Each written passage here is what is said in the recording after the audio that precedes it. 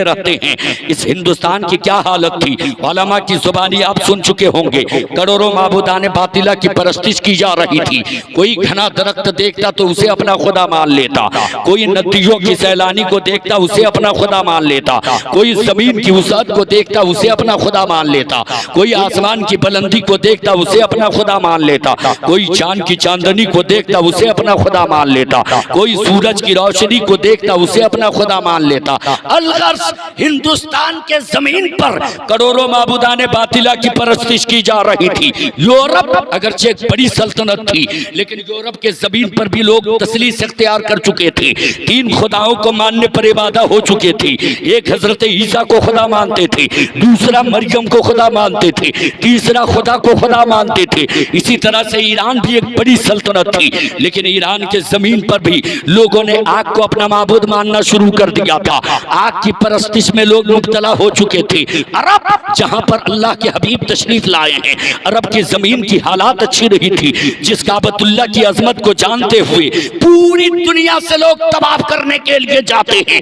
America हो, German हो, Japan हो, हिंदुस्तान हो, पाकिस्तान हो, बांग्लादेश हो, पूरी दुनिया के लोग खाने काबा का तवाफ करने जाते हैं। उस काबे की हुर्मत नहीं समझी जा रही थी, काबे के तकद्दुस को पामाल किया जा रहा था। खाने काबा के इर्द गिर्द लोग शेर व शायरी का बाजार गरम करते थे।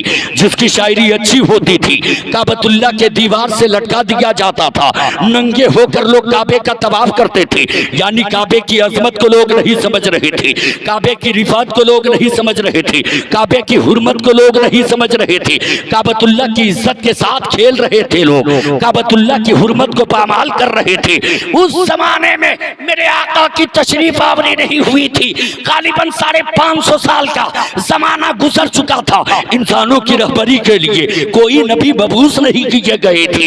इंसानियत नाम की कोई चीज नहीं थी। गरीबों को तड़पाया जा रहा था, गरीबों को लातों में रखकर फुटबॉल समझा जा रहा था, यतीमों को तड़पाया जा रहा था। जुआ खेलना फैयाजी समझा जाता था। यतीमों को तड़पाना, यतीमों पे जुल्म करना बहादुरी समझा जाता था। जिस काबे की अजमत को समझकर पूरी दुनिया के लोग तवाफ करने जाते हैं, उस काबे की बेहुरमती की जा रही थी। मैं उस काबे की बात कर रहा हूँ जिनके हवाले से खुद नबी फरमाते हैं, इंसान गुनहगार क्यों ना हो, इंसान सियाहकार क्यों ना हो, इंसान गुनाहों में डूबा हुआ क्यों ना हो, जो सिद्क दिल से तौबा करके काबे का तवाफ कर लेता है, अल्लाह उसकी तमाम खताओं को माफ फरमा देता है। उस काबे की अजमत नहीं समझी जा रही थी। लोग अपनी ही बेटियों को 10% अरब अपनी बेटियों को जिंदा दरगोर कर रहे थे। क्यों जिंदा गाड़ रहे थे? सुनिए वजह क्या थी। ताकि हमारा कोई दामाद ना बन सके, हमारे सर पे कोई सवार ना हो सके। इनके शादी ब्याह के मौके पे जो अखराजात आते हैं, इसका हमें सामना ना करना पड़े। 10% अरब इसलिए अपनी बेटियों को जिंदा जमीन में गाड़ देते थे। वो बेवाएं जिनके शोहरों का जवानी में इंतकाल हो जाता, लोग उनके साथ दुर्व्यवहार किया करते थे, लोग उन्हें मनहूस समझा करते थे। बास औकात उनका संसार किया जाता था, यानी उनके लिए जीना दोभर हो चुका था। औरतों की इज्जत नाम की कोई चीज नहीं थी। आज लोग कहते हैं इस्लाम ने औरतों के हुकूक को पामाल किया है।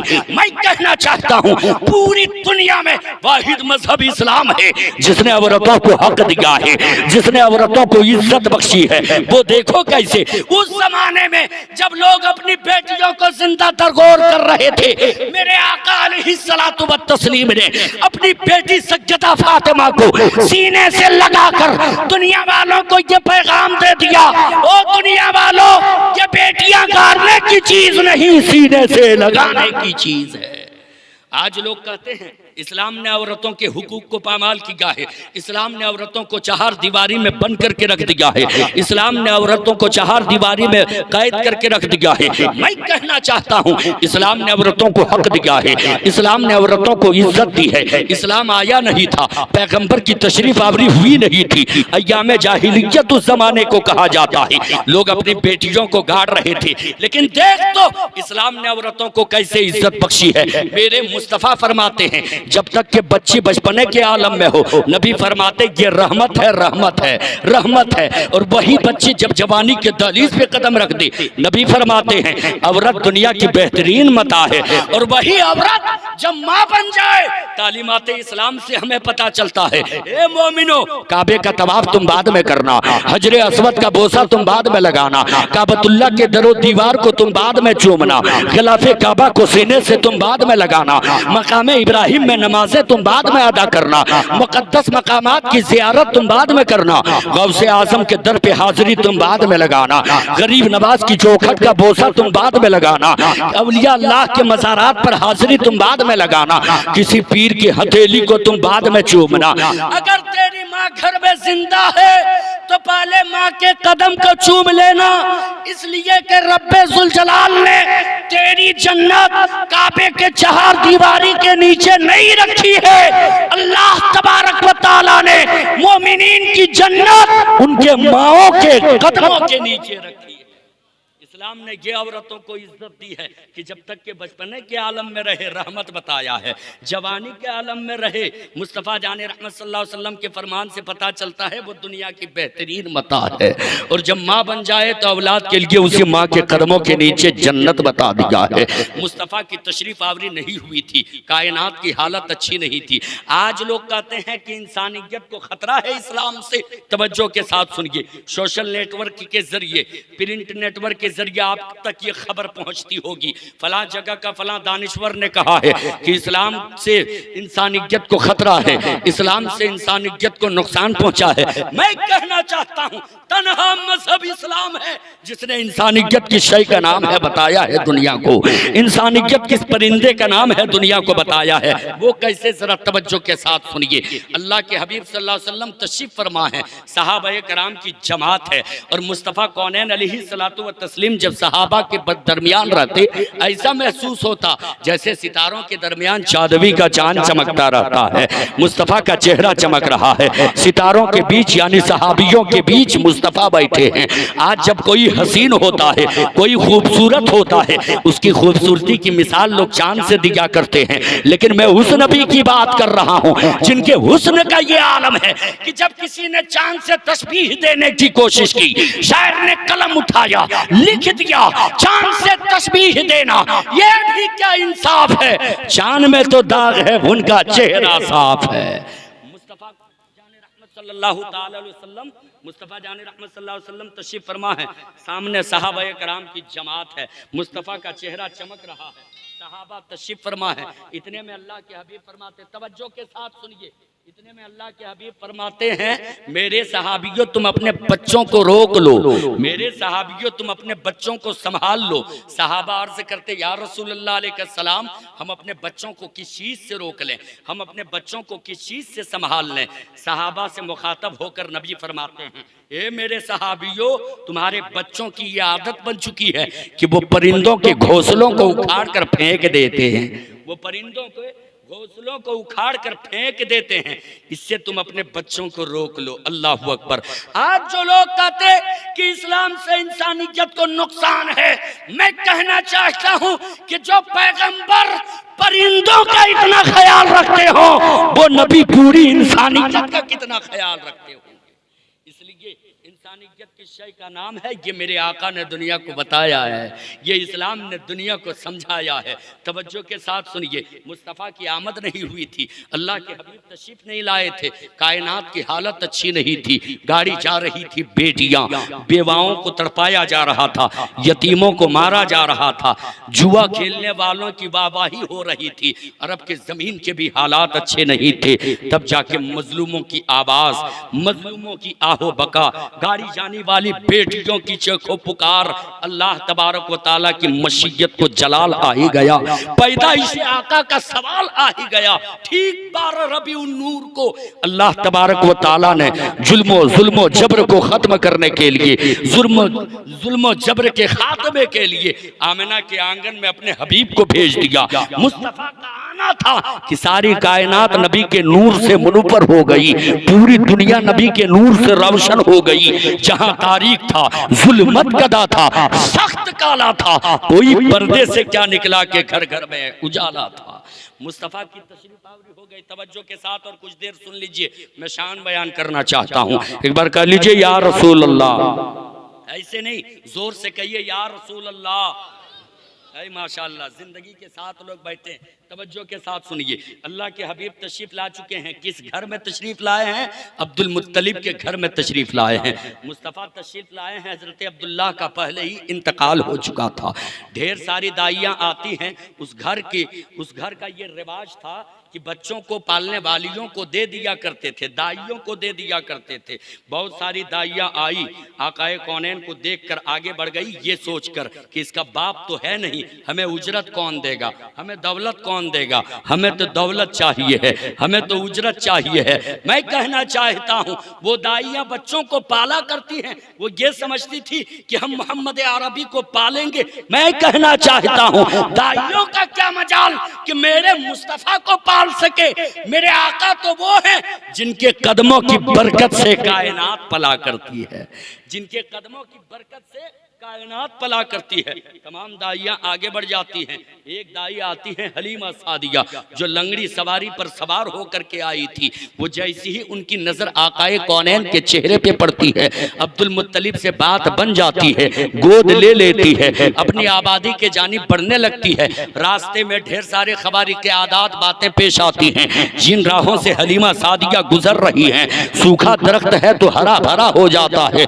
दूध किसी जानवर के थन सूखे हुए हैं तो दूध से भर जाते हैं। हलीमा सादिया आबादियों जिन आबादियों से लेके गुजर रही हैं, खबारी के आदात बातें पेश आ रही हैं। जब अपनी आबादी में हलीमा सादिया पहुंच जाती हैं, जब अपनी आबादी में हलीमा सादिया पहुंच जाती हैं, पूरी आबादी के लोग जान जाते हैं कि मक्कतुल मुकर्रमा से हलीमा सादिया एक बच्चे को लेके आई है, जो बड़ी बरकत वाला बच्चा है, बरकत वाला बच्चा है। उन आबादी में जब कोई सफर करता था, तवज्जो के साथ सुने, जब कोई सफर करता था, जब कहीं किसी को जाने का इरादा होता तो इरादा करते ही वो कहीं और नहीं जाते, सीधे हलीमा सादिया के घर आते, आकाए कौनैन के चेहरे की जियारत करते और कहते, हलीमा सादिया ये मुबारक बच्चा तुम कहाँ से लाई हो? मक्के से लाई हो ना?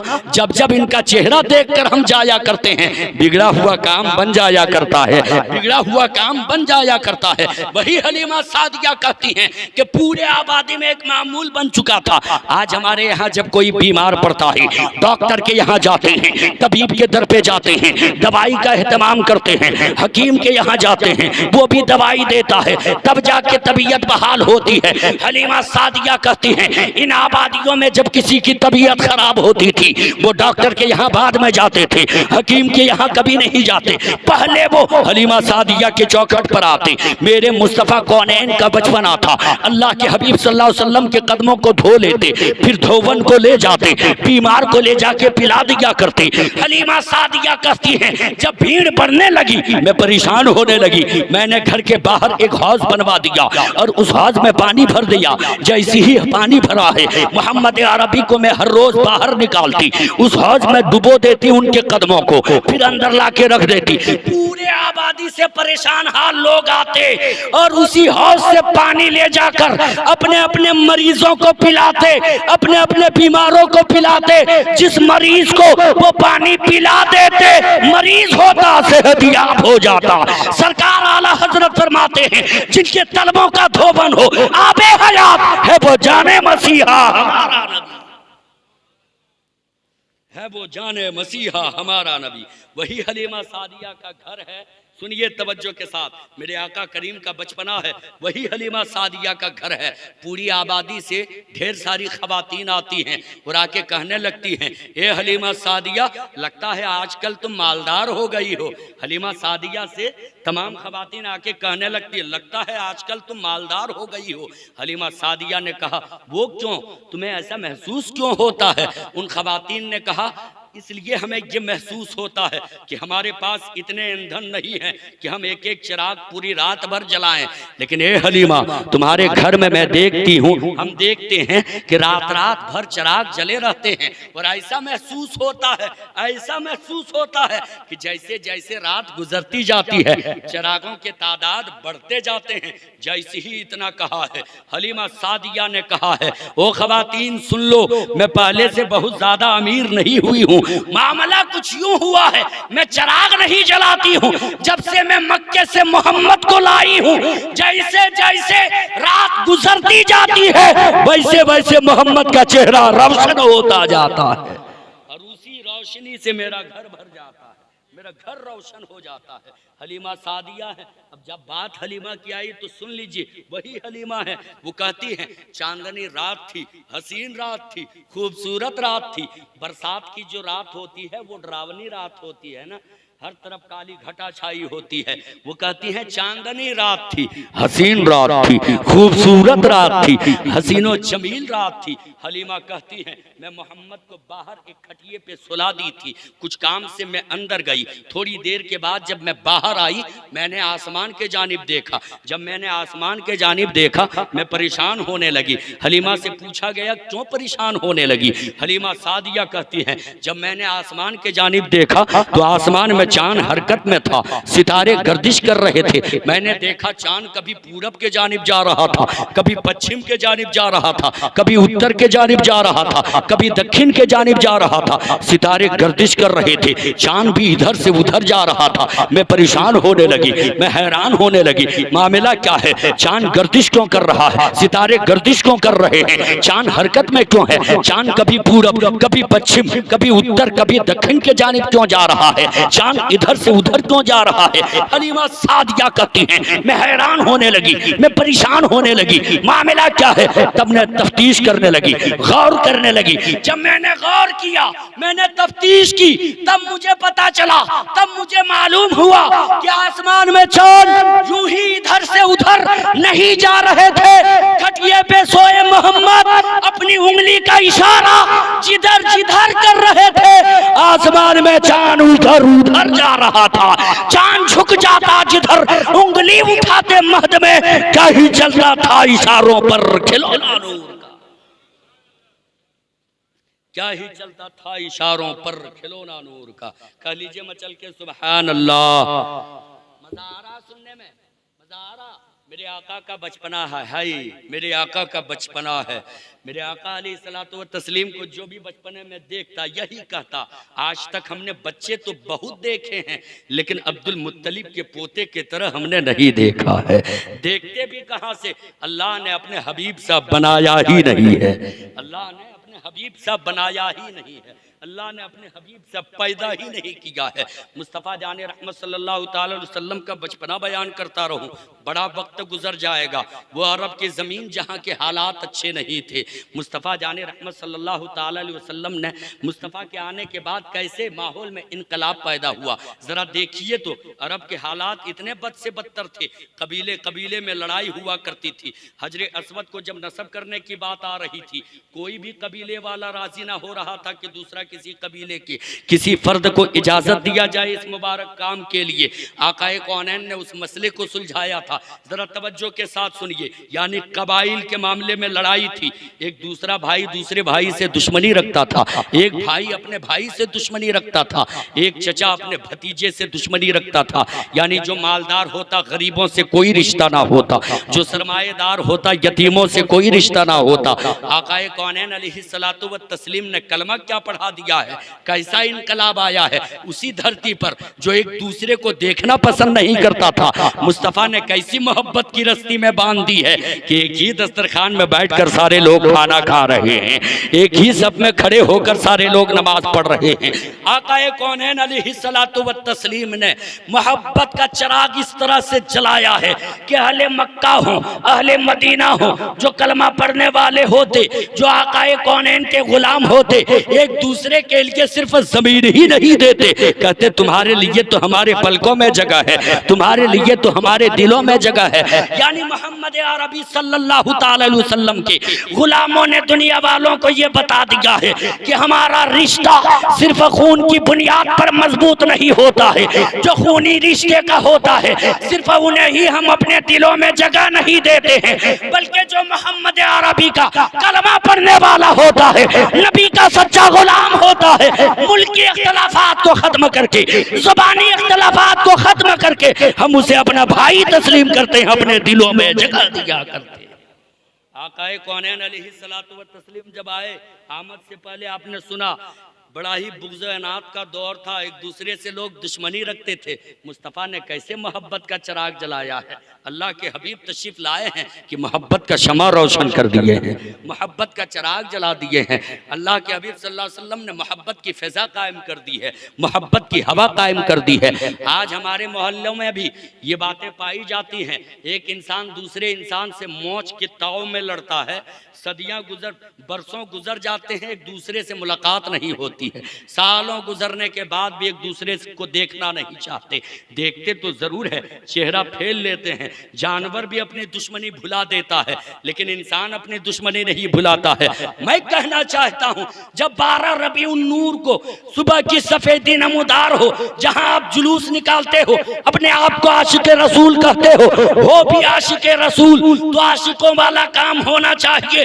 जैसे ही 12 रबीउन नूर को सुबह की सफेदी नमूदार हो, मोहल्ले में जिससे सबसे ज्यादा दुश्मनी हो, उसके घर पे आप चले जाएं और कहें भाई साहब हमने तुम्हारी गलती को माफ किया, आप भी हमारी गलती को माफ करो, इसलिए कि आज वो दिन है जिस दिन आकाए कौनैन तशरीफ लाए हैं।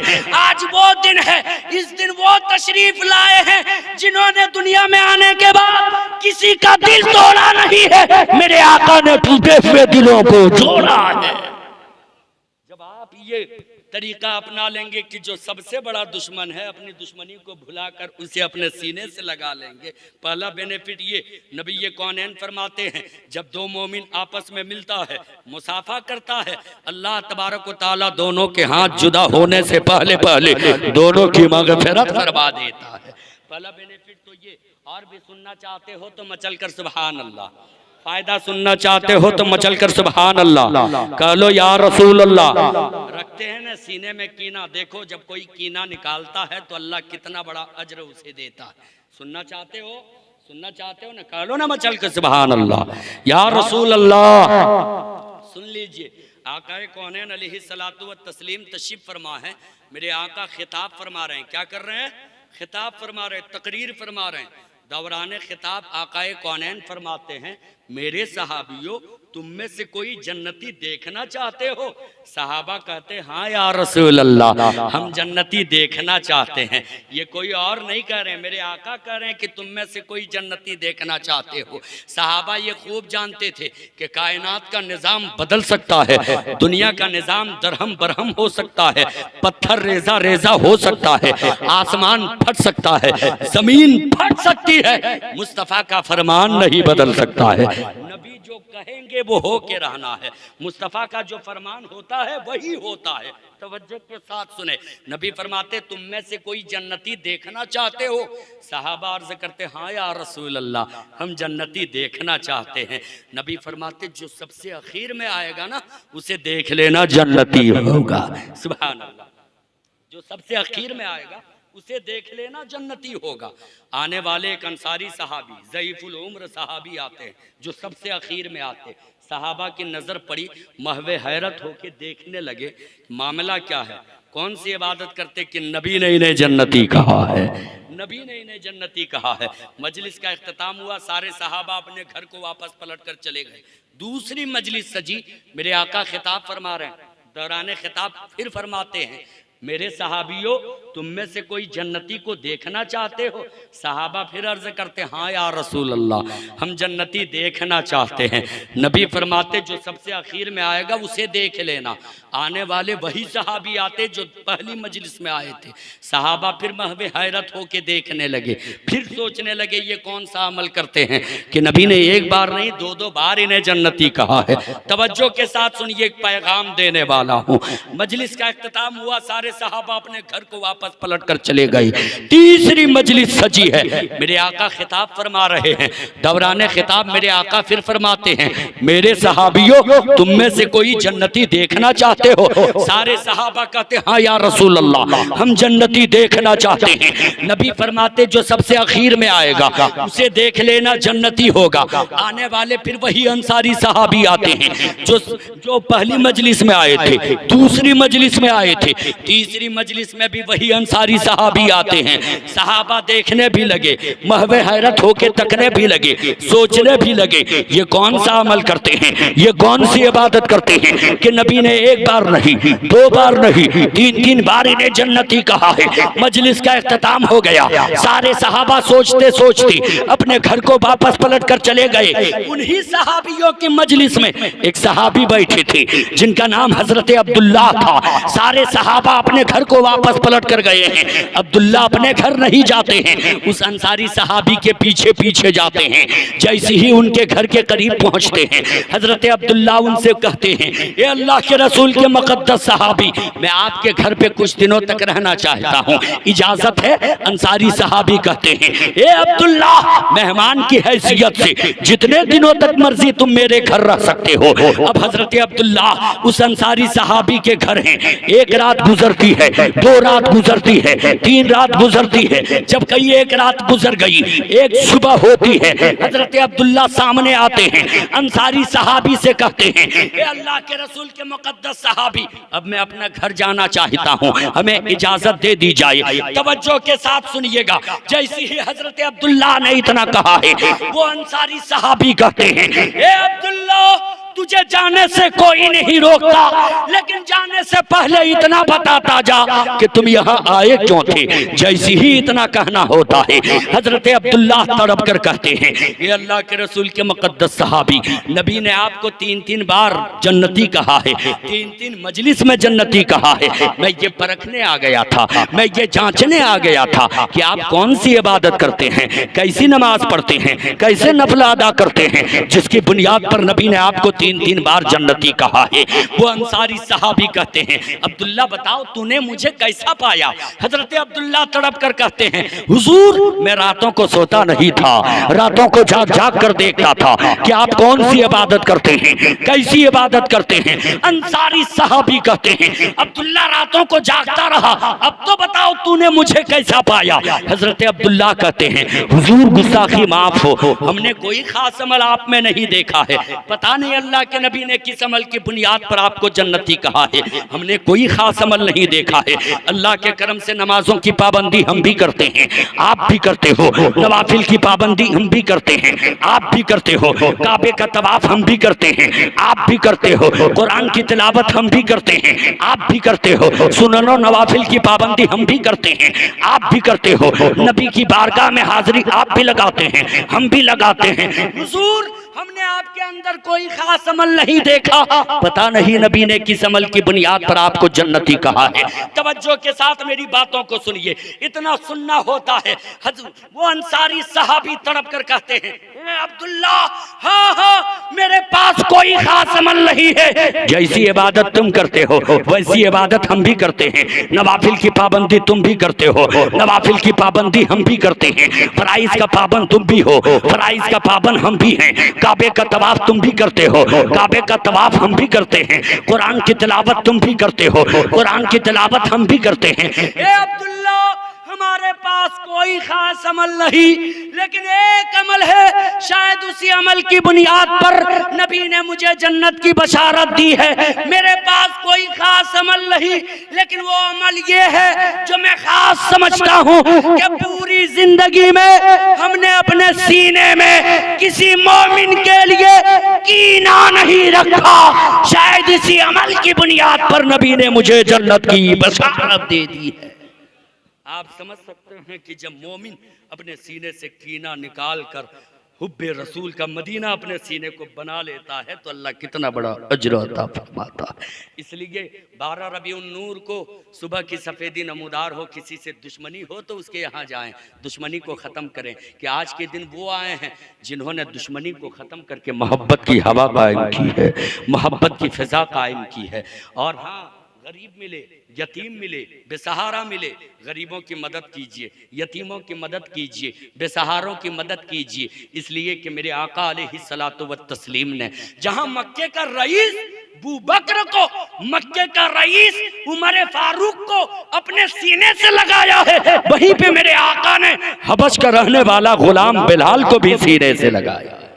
इसलिए गरीब मिले उसकी मदद कीजिए, यतीम मिले उसका काम आइए, परेशान हाल मिले उसका काम आइए। फिर देखिए और भी खुशी महसूस आप करोगे 12 रबीउन नूर के मौके पे, जब गरीबों की आप इस मौके पे बिलखुसूस मदद करोगे, यतीमों की मदद करोगे, बिला तफरीक मजहब के जो बड़ा होगा उसकी इज्जत करोगे, बिला तफरीक मजहब के परेशान हालों के काम आओगे। फिर आपकी ज़ात से मुतासिर होकर वो चाहे किसी भी मजहब का मानने वाला हो, आपसे ये कहने पे मजबूर होगा, क्या ये तरीका जो गरीबों की आप मदद करते हो, बेसहारों का सहारा बनते हो, परेशान हालों के काम आते हो, गरीबों के यतीमों के सर पे दस्ते शफकत रखते हो, ये तरीका आपके घर का है? आप जवाब दोगे नहीं नहीं, ये तरीका तो मोहम्मद अरबी सल्लल्लाहु अलैहि वसल्लम ने हमें दिया है। फिर आपके तरीकों से मुतासिर होकर वो ये कहने पे मजबूर हो जाएगा कि जब नबी के गुलाम इतने अच्छे होते हैं तो खुद नबी कितने अच्छे हो। जब नबी के गुलाम इतने अच्छे होते हैं तो खुद नबी कितने अच्छे होंगे।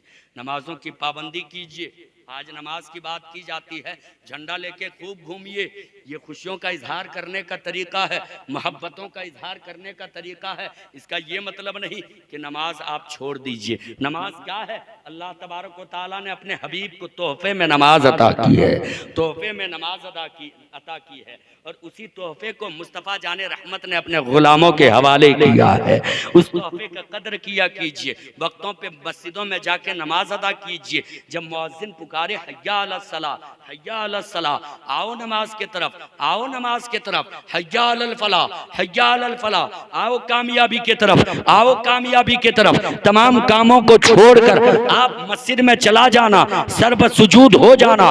इसलिए कि नबी फरमाते हैं अस्सलातु कुर्रतु ऐनी फिस सलात, नमाज में मेरी आंखों की ठंडक है। गुलाम की हैसियत से जब आप नमाज अदा करेंगे, इधर आपकी इबादत भी होती जाएगी, उधर नबी की आंखों को ठंडक भी पहुंचाते जाएगी।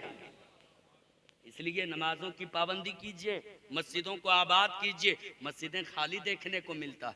नियाज तो खूब लोग कराते हैं, कीजिए नियाज, कोई मना नहीं करता है। झंडा लेके खूब घूमिए, करना भी चाहिए। या रसूल अल्लाह का नारा लगाइए, लगाना भी चाहिए। लेकिन उसी मुस्तफ़ा ने जो तोहफा दिया है नमाज की सूरत में, नबी क्या फरमाते हैं? अस्सलातु मेराजुल मुमिनीन। आप देखिए तो आपकी किस्मत की मेराज कैसे होगी। अगर आप मस्जिद में चले गए, सर्व सुजूद हो गए, वक्तों पे नमाज की पाबंदी भी कर ली, खुदा की कसम इधर आपकी इबादत भी होती जाएगी, उधर किस्मत की मेराज भी होती जाएगी। नबी फरमाते हैं अस्सलातु मेराजुल मोमिनीन। मुस्तफ़ा ने जो फरमा दिया वो हो गया। मोमिनीन के लिए मेराज है नमाज। अगर चाहते हो आपकी किस्मत की मेराज हो जाए, मस्जिदों में जाके नमाज अदा कर लेना। ये मत समझना कि नमाज पढ़ने से आपकी रोज़ी में कमी आ जाएगी, नमाज पढ़ने से आपकी रोज़ी में कमी आ जाएगी, आपकी इज्जत घट जाएगी। नहीं नहीं, बहाने तो बहुत ज़्यादा लोग बनाते। तवज्जो के साथ मेरे आखिरी जुमले सुन लीजिए आज के इस प्रोग्राम का। एक बार कह लीजिए सुभान अल्लाह। आज कोई किसी के घर पे जाता है, एक दिन जाए, 2 दिन जाए, एक दिन जाता उसके लिए दस्तरखान बिछाता है, मेहमान की सूरत में कोई किसी के घर पे जाए, पहला दिन होता दस्तरखान लगाता, दूसरा दिन जाता चाय देता, तीसरे दिन जाता पानी देता। ऐसी होता है ना, जैसे जैसे इंसान किसी के यहाँ बहुत ज़्यादा जाने लगता है। आपके यहाँ कोई मेहमान आए, एक बार आए साल में तो आप बहुत इज्जत करते हो। अगर एक ही दूसरे दिन फिर आ जाए, तीसरे दिन फिर आ जाए, इज्जत घटती जाती है। मामूल यही कहता है कि जब कोई इंसान किसी के घर बार बार जाता है, इज्जत में कमी आ जाती है। खुदा की कसम वो रब का घर मस्जिद है, जहाँ इंसान बार बार जाता है, इज्जत में कमी नहीं आती, अल्लाह इज्जत को बढ़ा देता है। वो अल्लाह का घर है जहाँ जाने से इज्जत में कमी नहीं आती है, जहाँ जाने से इज्जत बढ़ जाया करती है। ये मत समझना कि रिस्क में कमी आएगी। अल्लाह नमाज से रोजी भी बढ़ा देता है, नमाज की बरकतों से रोजी भी बढ़ा देता है। आप नमाज की पाबंदी करें, इसलिए कि जब अल्लाह किसी से नाराज होता है ना, नाराज होता है ना, तो अल्लाह उससे रोजी नहीं छीनता, दाना नहीं छीनता, पानी नहीं छीनता। जब अल्लाह किसी से नाराज होता है सजदे की तौफीक छीन लेता है। इसलिए जिस दिन नमाज न पढ़ सको, रब तबारक व तआला के जानिब लौ लगा कर कहो, मेरे मालिक कौन सी खता मुझसे हुई, कौन सी गलती मुझसे हुई कि तूने अपने आगे सर झुकाने तक का मौका ना दिया। फिर जब एहसास नदामत में आंसू बहेंगे, वो आंसुओं के कतरात रंग लाएंगे, इतने रंग लाएंगे कि आज बेनमाजी हो अल्लाह दिल की दुनिया बदल देगा। सुबह की सफेदी नमूदार होगी तो अपने आप को मस्जिद में पाओगे, नमाज की हालत में पाओगे। पहले इरादा करके तो देखो, इरादा करो कि इंशाअल्लाह हम नमाज पढ़ेंगे, दुश्मनी को भुलाएंगे, आपस में सुलह से रहेंगे, मोहब्बत कायम करेंगे। अल्लाह के हबीब सल्लल्लाहु अलैहि वसल्लम ने मोहब्बत की हवा कायम की है। अगर इजाज़त हो, बहुत ज़्यादा वक्त ना हुआ हो, वक्त तो ज़्यादा हो ही गया है, लेकिन मैं चाहता हूँ और 5 से 7 मिनट आपके बीच एक बात कर जाऊँ, एक पैगाम दे जाऊँ। सुनना चाहते हैं? अगर सुनिएगा तो एक बार जी लगा कर कहिए सुभान अल्लाह, सुभान अल्लाह, या रसूल अल्लाह। आकाए कौनैन अलैहिस्सलातु व तस्लीम के एक सहाबी सैयदना उमर फारूक हैं। ये उमर कौन है? उमर वो हैं, नबी फरमाते हैं जब इंसान किसी रास्ते से गुजरता है, कोई अच्छा काम करना चाहता है, कुरान की तिलावत करना चाहता है, शैतान बहकाता है कि नहीं? नमाज पढ़ना चाहता, शैतान बहकाता है ना? शैतान बहकाता है ना? नबी फरमाते मेरा उमर वो है, जब राहों से गुजरता तो उमर को देख के शैतान अपना रास्ता बदल लेता है। शैतान अपना रास्ता बदल लेता है। तवज्जो के साथ सुनिए मेरे पैगामात, फिर इंशाअल्लाह कभी और दूसरी मजलिस में आपको वो पैगाम सुनाऊंगा।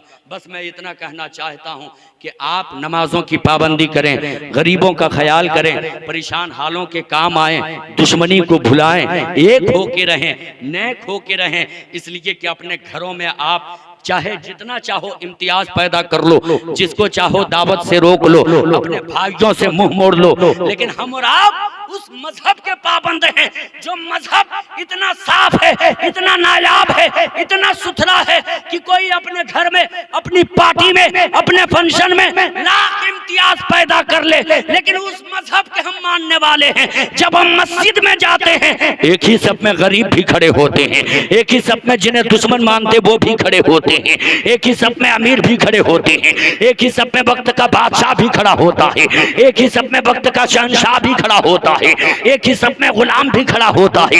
इतना नायाब धर्म है जिसके जानिब देखकर डॉक्टर इकबाल कहते हैं एक ही सब में खड़े हो गए महमूद अयाज, न कोई बंदा रहा ना कोई बंदा नवाज, न कोई बंदा रहा ना कोई बंदा नवाज। आकाए कौनैन अलैहिस्सलातु व तस्लीम की आमद हुई, ज़माने में इनकलाब पैदा हुआ, बेटियों को लोग गाड़ रहे थे, बेटियों को मुस्तफ़ा ने इज्जत दी। लेकिन ज़रा देखिए आज के जो हालात हैं, क्या अय्याम जहालत की तरफ हम लोग नहीं लौट रहे हैं? अय्याम जाहिलियत की तरफ हम लोग नहीं लौट रहे हैं? अरब के लोग अपनी बेटियों को इसलिए गाड़ रहे थे ताकि मेरा दामाद बन के कोई मेरे सर पे सवार ना हो। आज भी देखिए कहीं अपनी बेटियों को लोग नमक चटा के ना मार दे, इसलिए बेटियों का ख्याल कीजिए। नबी ने जिसे रहमत बताया वो हर हालत में रहमत है, नबी ने जिसे रहमत बताया वो हर हालत में रहमत है। इस रहमत को रहमत रहने दीजिए, जहमत मत बनाइए। हमने बहुत ऐसे बाप को देखा है जो मस्जिद के दरवाजे पर जाकर खड़े रहते हैं, मज़ारों के दरवाजों पर जाकर खड़े रहते हैं। उनसे पूछा जाता है इस उम्र में आप आए हो मस्जिद के दरवाजे पर खड़े हो, गमछा बिछा दिए हो, जरा ये तो बताओ किस मजबूरी ने आपको खींच कर यहाँ तक लाया है? वो जवाब देता है बेटी की शादी है, कमाने की सख्त नहीं है, कमाने की ताकत हमारे अंदर नहीं है। इस उम्र में मैं कहाँ जाऊं, किसकी मजदूरी करूं, कहाँ कहाँ की ठोकरें मैंने नहीं खाई। आज मैंने गमछा बिछा दिया है, आज मैं भीख मांग रहा हूँ बेटी की शादी ताकि मैं सही से कर सकूं, मेरी बेटी भी सुहागन बन सके, अभागन ना रहे। जरा देखिए तो हमने कौन सा तरीका अपना लिया है, हमने कौन सा सलीका अपना लिया है कि अपने बुजुर्गों को घर से बाहर आकर भीख मांगने पे हमने मजबूर कर दिया है। क्यों नहीं दिल पर हाथ रखकर सोचते हो कि हम उस मजहब इस्लाम के पाबंद हैं जो मजहब हमें भिखमंगा बनाने के लिए नहीं, इस्लाम तो हमें बादशाह बनाने के लिए आया है, इस्लाम तो हमें बादशाह बनाने के लिए आया है। लेकिन आज हमने वो तरीका अपना लिया है कि कहीं फिर वो वक्त पलट कर ना आ जाए कि लोग अपनी बेटियों को पैदा होते ही नमक छिटा के मार दे। इसलिए जो दानिशवरान हैं वो बिल्कुल अपने जहन में ये बात रखें, शुरू तो करें, इब्तिदा तो आप करें कि हम बेटी को रहमत जानते हैं। नबी ने रहमत बताया है, बाप के घर में है तब भी रहमत है, अगर उनके घर से हम ले आएंगे वो बेटी मेरे घर में भी रहमत होगी।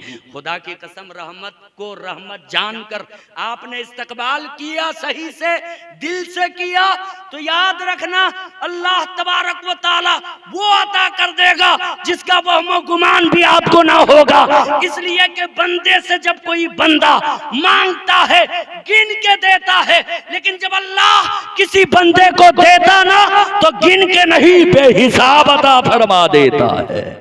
तो उसी रब से उम्मीद रखें। अल्लाह तबारक व तआला से दुआ है मेरे मालिक हम सबों को इस्लाम पे कायम व दायम रहने की तौफीक दे और कानून इस्लाम को सही तौर से अपनाने की तौफीक दे। नबी कौनैन का सच्चा और पक्का आशिक रसूल आशिक बनने की तौफीक और रफ़ीक अता फरमा। आमीन सुम्मा आमीन। बजाहे सय्यदुल मुरसलीन सल्लल्लाहु तआला अलैहि वसल्लम कुव्वते इश्क से हर पस्त को बाला कर दे, दहर में इसमें मोहम्मद से उजाला कर दे कि मोहम्मद से वफा तूने तो हम तेरे हैं, ये जहां चीज है क्या लोहो कलम तेरे।